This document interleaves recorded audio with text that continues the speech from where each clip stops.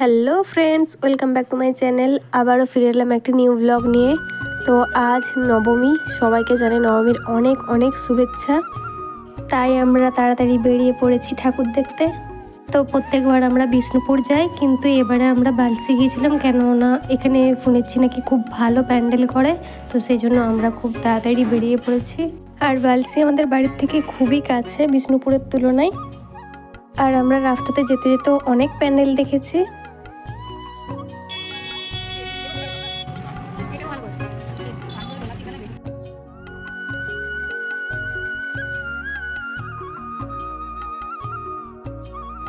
তো আমরা পৌঁছে গেছি। প্রথমেই আমরা মায়ের মন্দিরে যাই, মন্দিরে মাকে যেয়ে দর্শন করি।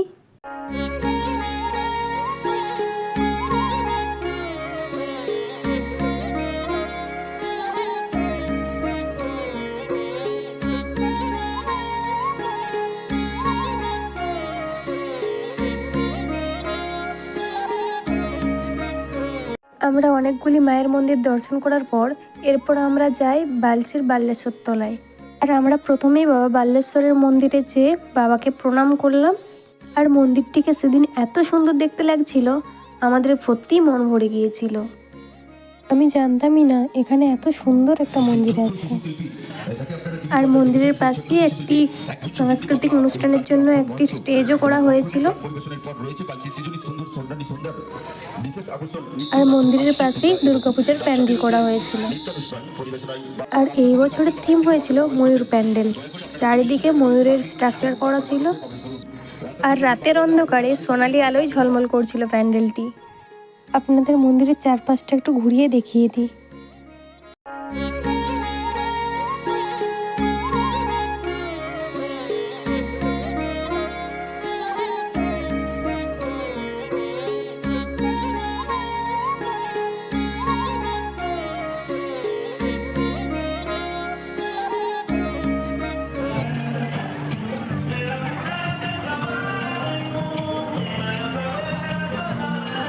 তো এরপরে প্যান্ডেলে যাওয়া যাক।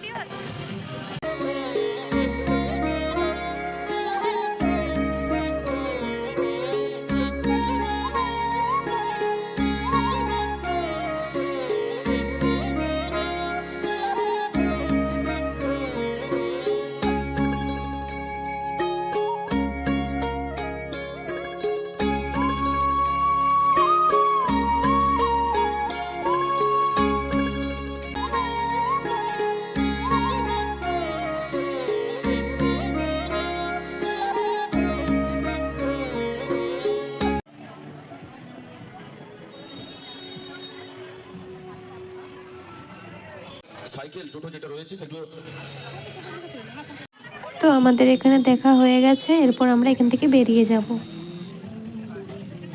রাত যত বাড়তে থাকলো তত মানুষের ভিড়ও যেন বাড়তে থাকলো।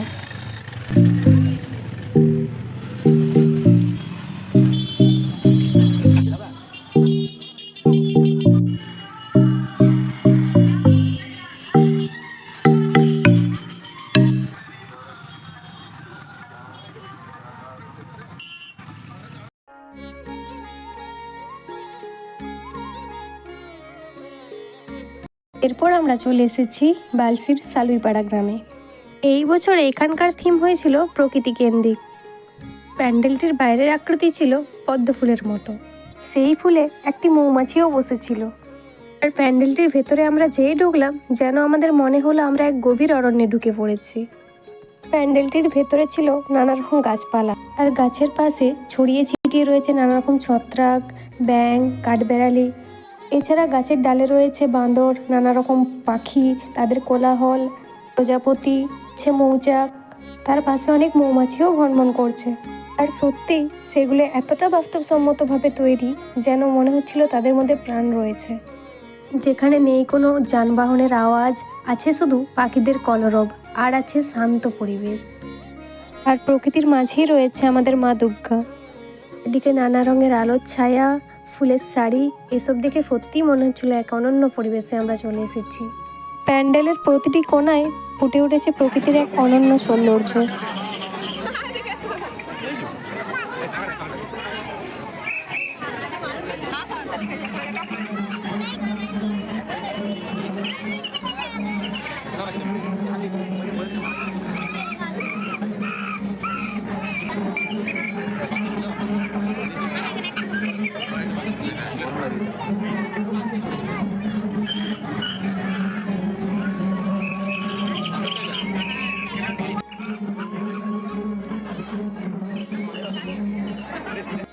প্যান্ডেলের বাইরে মা দুর্গার প্রতিমা করা হয়েছিল, যেখানে মায়ের পুজো হচ্ছিল।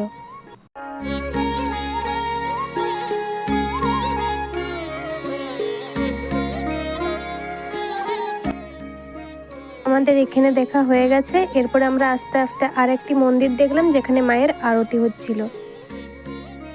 এরপরে আমরা যে প্যান্ডেলটি দেখলাম সেটি পুরোটিই ছিল আলোকসজ্জায় সজ্জিত।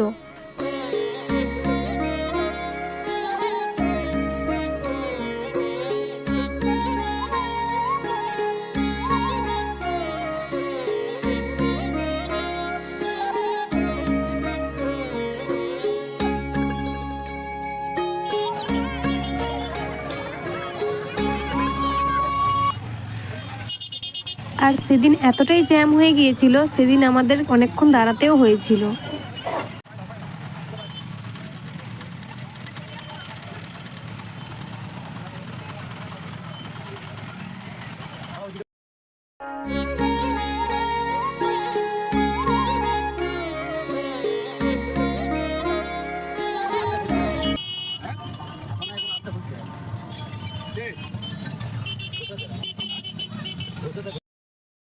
এরপর আমরা আসি বালসি ড্রিমল্যান্ড ওয়েলফেয়ার ক্লাবের প্যান্ডেলে।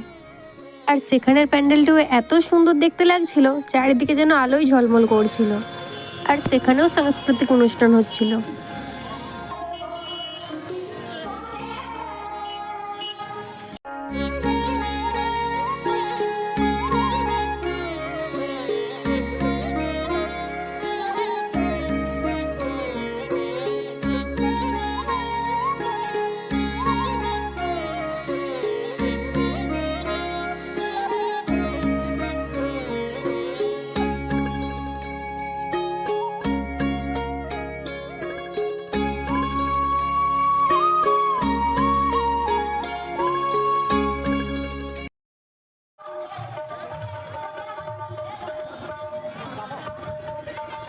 এরপর আমাদের সকলের প্রিয় ফুচকা, তার সাথে ঘুগনি, পাপড়ি চাট খেয়ে নেব।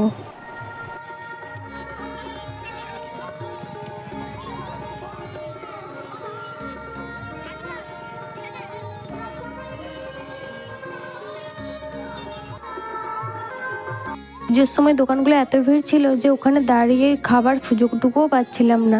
তাই বাবাকে বললাম, তুমি দোকান থেকে ডিমের চপ আর চাউমিন নিয়ে চলে এসো, আমরা টোটোতে খেয়ে নেব।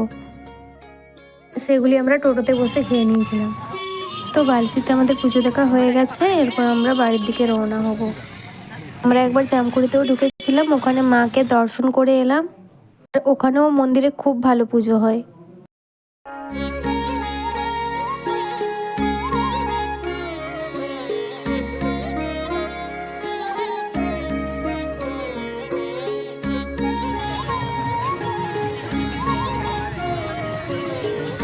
আমরা মাকে দর্শন করে এলাম।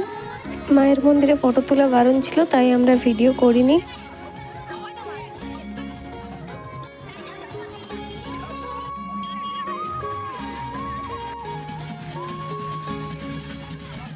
আর এখানে এসে আমাদের কিছু আত্মীয়র সাথেও দেখা হয়ে গিয়েছিল।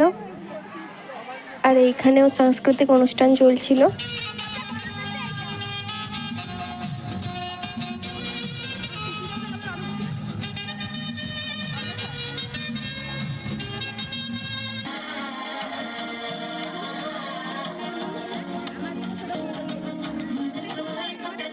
তো আমাদের এখানেও ঠাকুর দেখা হয়ে গেছে। আজকে আমরা অনেক ঠাকুর দেখেছি আর অনেক মজা করেছি।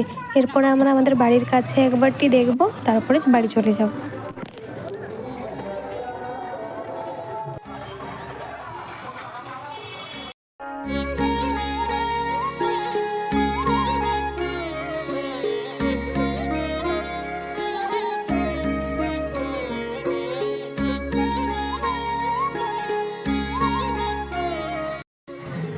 তো আমাদের এখানেও দেখা হয়ে গেছে। এরপর আমরা বাড়ি চলে যাব। তো আমরা এখন বাড়ি চলে এসেছি। তো এখন বাজে 10টা 25। আমরা এখন বাড়ি ফিরলাম। তো এখানেই আমার ব্লগটি শেষ করছি। আবার আপনাদের সাথে পরে দেখা হচ্ছে। Tata guys.